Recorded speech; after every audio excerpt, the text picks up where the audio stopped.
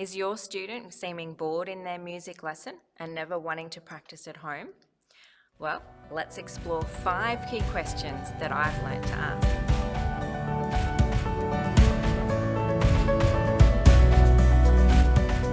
Hi there, I'm Kylie, and we love to share tips and tricks here to inspire students to learn the love of music at our music studios. So today I'll share a story that evoked 5 key questions that has transformed my music teaching forever. Once upon a time, I had a new student book in for sessions at a primary school. So Dominic was a 10-year-old boy, and his mum warned me that he suffered from anxiety, and so he may have panic attacks in his sessions. But he was going to bring along his sister's method book to have his first lesson.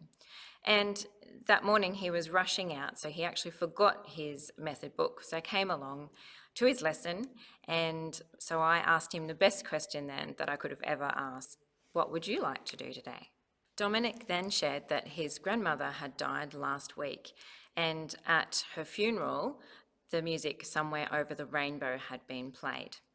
So he said that he would like to learn that song because when he heard that music, it helped him and his mum to feel close to Grandma. So I thought in my head, oh no, that's not a beginner piece. But anyway, I was really touched by his story. So then I said to him, well, let's give it a go. We then worked out the melody line together, and I led on the keys showing from note to note where he could move his hand. So as he copied along, we sang the words and put the sentences together as he followed.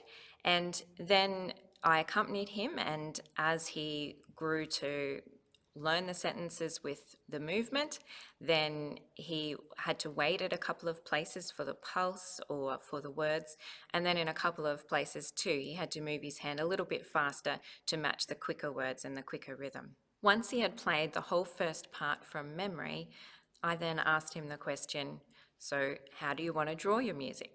I grabbed some coloured pens and paper and gave them to Dominic to draw his music. So he outlined the piano shape of the keyboard in the black and white, and he drew the keys, how he saw them. And then he took a coloured pen and he drew a line from note to note as he saw the music move and as he actually followed his hand on the piano. So then he took another different colour, and for the second sentence of music, he then drew a different colour line following around the keys as he saw them. I'd never seen anything like this before. Usually I just had a method book that we had turned the page and went on to the next song for that, as I'd been taught. I asked him then at the end of our session, would he like to share some of his music with Mum and Dad?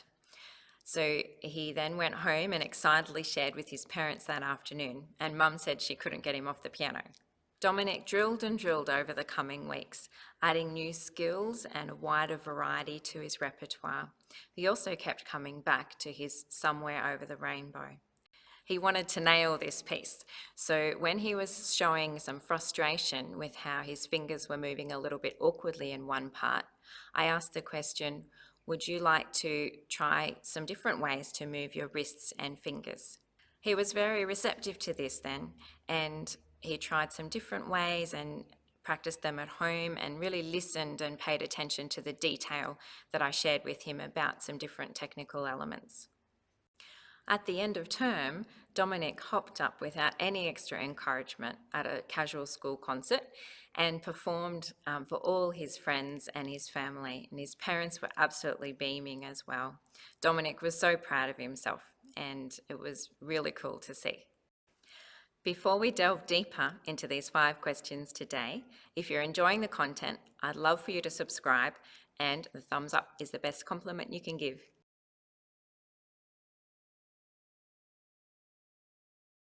A student should govern their music session with their interests, thoughts, and inspirations.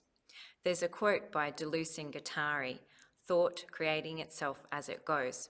And this is a beautiful phrase, and this phrase just gives the idea of finding a thread, having a connection, and then building new threads with new ideas. And then as inspiration flows, then skills can come in and develop and grow these ideas. Sometimes I've felt scared to embrace this freedom, and questions creep in like, well, what if the student isn't achieving anything, or what if they're not growing technical skill? And I've actually found the opposite to be true though.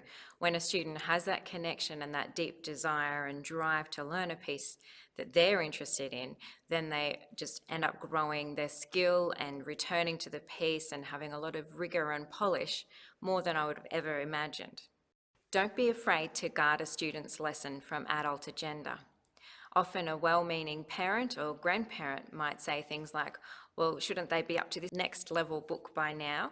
Or can I get them the next technical book for a Christmas present and, make sure they're covering everything?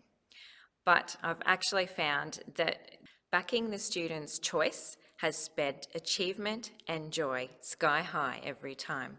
If I see a student's enthusiasm dipping, then I often ask the question, am I, or is another adult, getting in the student's way and telling them what their choice should be, rather than the student choosing their own ideas and own agenda for their lesson?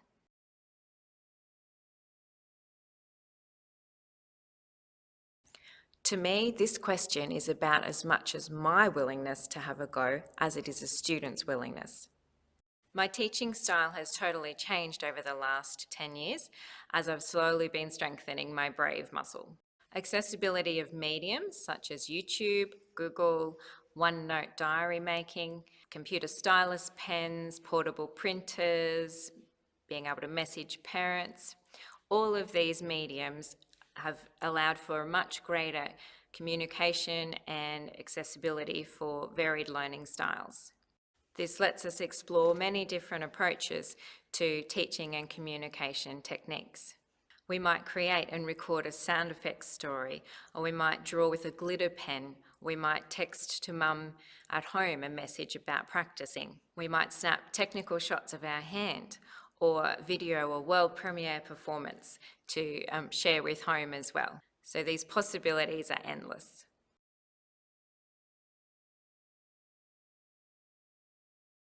Everyone is different. Children and adults and teenagers are different. And everyone thinks differently, emotionally, creatively, logically, visually. Students experience sound with gross motor skills, or with colours, or as their favourite superhero, or as rainbow pooping unicorns. And I've never seen two students document their music the same way. Even if a student has once again selected Twinkle Twinkle Star, and I've had at least half a dozen students that have wanted to do that song with no prompting, then they have chosen their own way and their own look of their music, and each have been really unique. Why do we push uniformity, particularly from a beginner level? Ask your students to draw their music, and I promise you, you'll be blown away.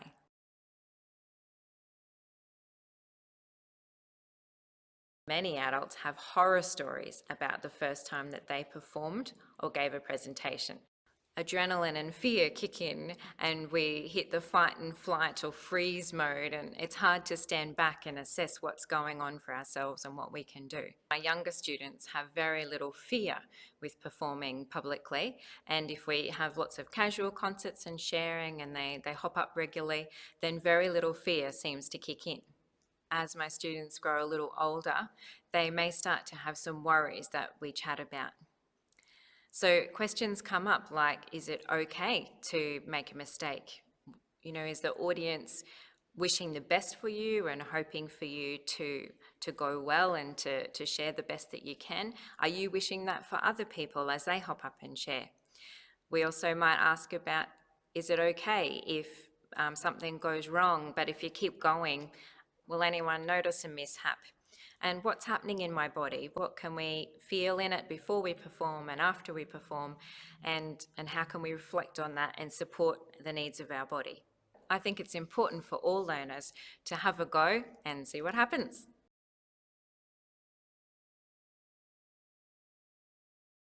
Using an organic approach to teaching technique is probably the hardest aspect for me to keep student-led.